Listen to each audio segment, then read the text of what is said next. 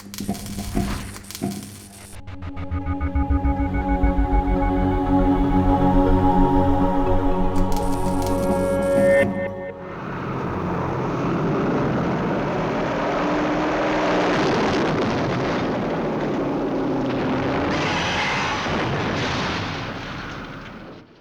connais le fait divers du crash du Malabar Princess de Air India, qui je crois que c'était à l'hiver 1950, s'est écrasé au-dessus du glacier des Bossons à Chamonix. Et ça a défrayé la chronique, et c'est même un roman récurrent qui aujourd'hui suscite encore de l'intérêt, puisqu'il y a 5 ans, un jeune guide savoyard a découvert des bijoux, je crois, sur le glacier, donc, qui ont dû être emportés par le glacier, puisque le glacier bouge. Et il a, sous anonymat, donc, fait part de sa trouvaille à la gendarmerie de Chamonix. Voilà. Donc il y a un vrai fantasme, je dirais presque, chez les chamoniards sur le Malabar Princess.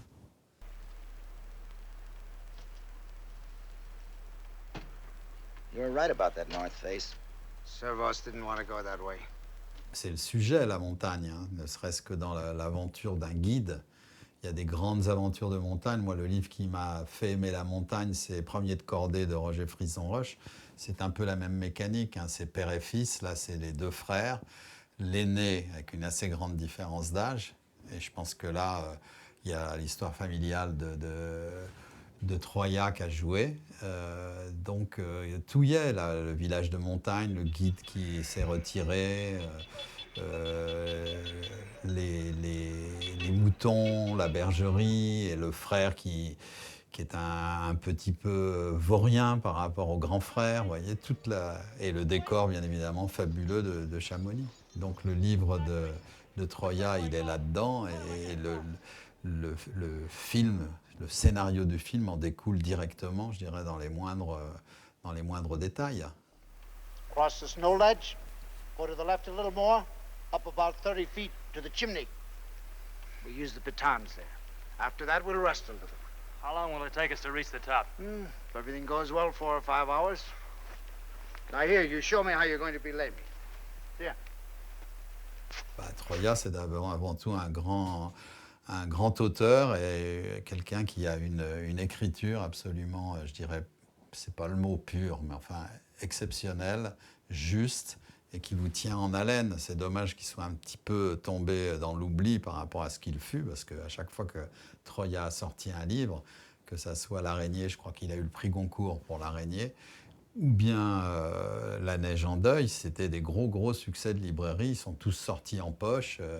La Neige en deuil est sortie en poche avec plusieurs éditions, hein. Ils ont ressorti au moment de la sortie du film avec Spencer Tracy, ils ont ressorti le livre en poche.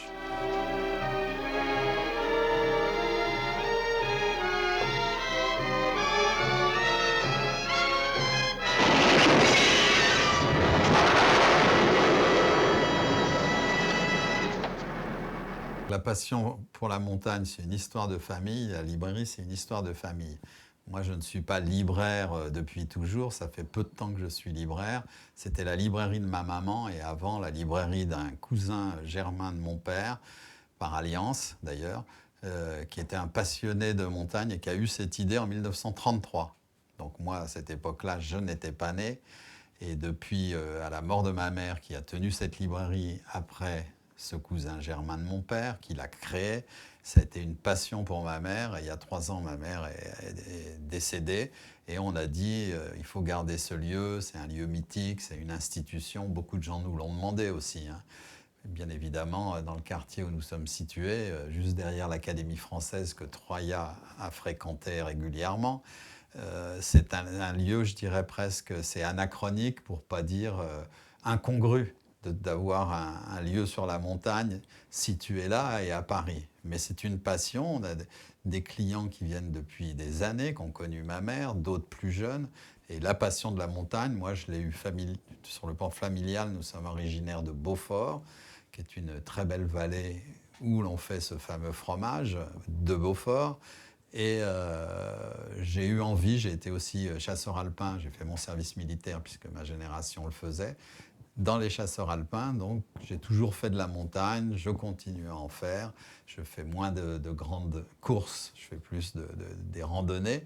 Mais c'est une passion, oui, on aime la montagne. Et il y avait une pub qui disait quand la montagne vous gagne, ben, quand la montagne vous gagne, elle ne vous quitte plus.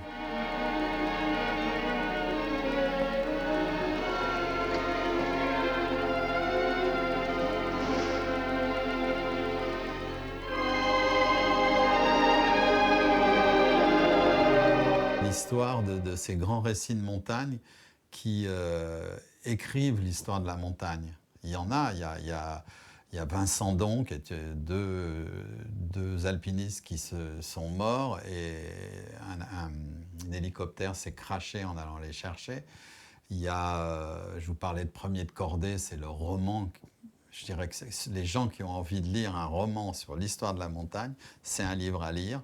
Je crois qu'il est sorti d'abord en feuilleton dans un journal à Alger, un peu avant celui de Troya. Troya, je crois que c'est 1952 le livre, ou quelque chose comme ça. Oui, le Crash, c'est 1950, du Malabar Princess.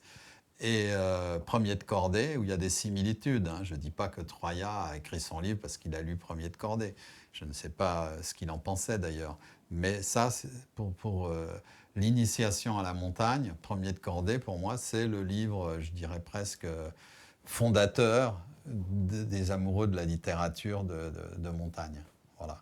Autrement, sur la montagne, ici, vous avez toutes sortes de récits vécus, d'autres un peu romancés, hein, qui sont parfois un petit peu mis à la sauce des auteurs, et puis des romans dans lesquels Troya figure, qui sont des aventures inventées, même si elles sont souvent parties de faits réels, romancés, comme est le roman en général.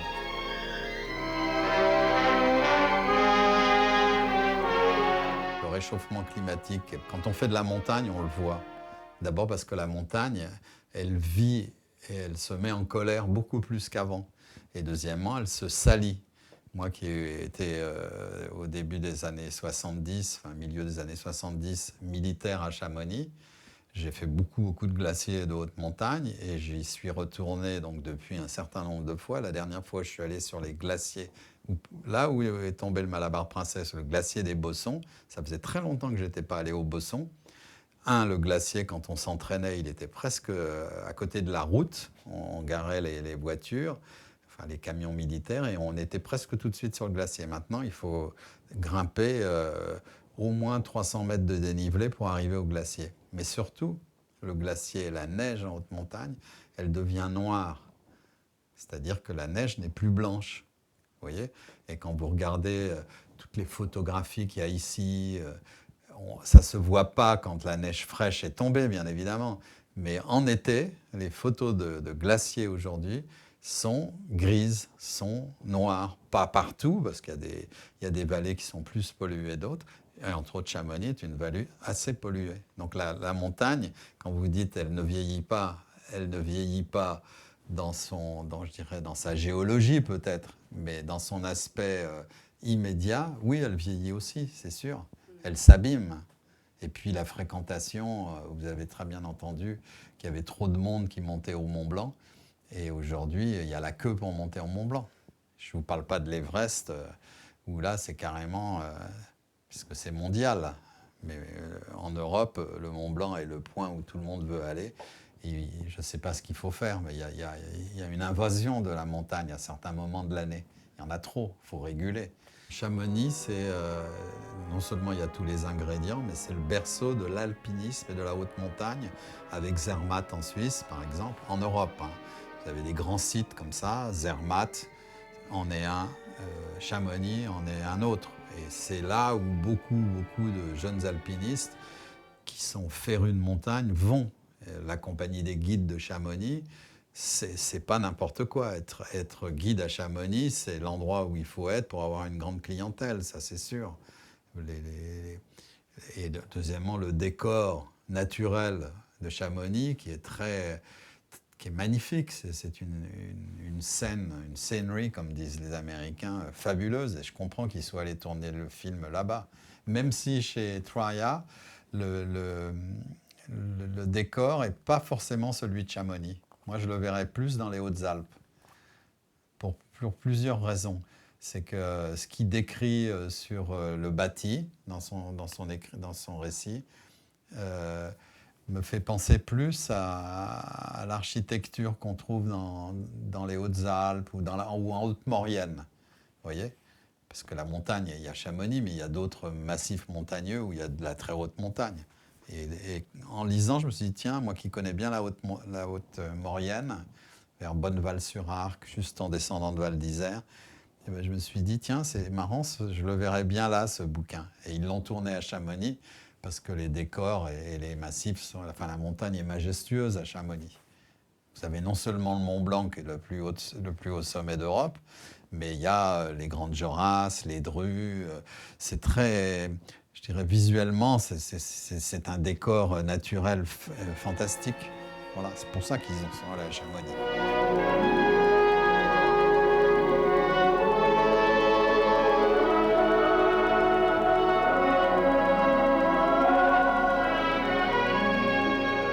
Il situe son œuvre dans un lieu de montagne, un endroit retiré où il a une bergerie, il s'occupe de ses moutons, le vieux guide fatigué, et le jeune frère qui veut s'en aller en réalité. Et ce qui les rapproche, c'est chez l'un le goût d'aller trouver de l'argent facile, chez l'autre de sauver... d'aller au secours des gens. C'était ça la dualité. Je dirais que c'est le bon et le mauvais, mais le bon devient par excès un mauvais, puisqu'il finit par tuer son frère à coups de poing. Voilà. Même si ça reste aussi à la fin, et c'est ça que j'aime beaucoup dans ce roman, on ne sait pas si c'est un rêve. On ne sait pas si toute cette histoire est un rêve éveillé, presque, ou si c'est réel. Et c'est ça, c'est le talent de Troya. Ça.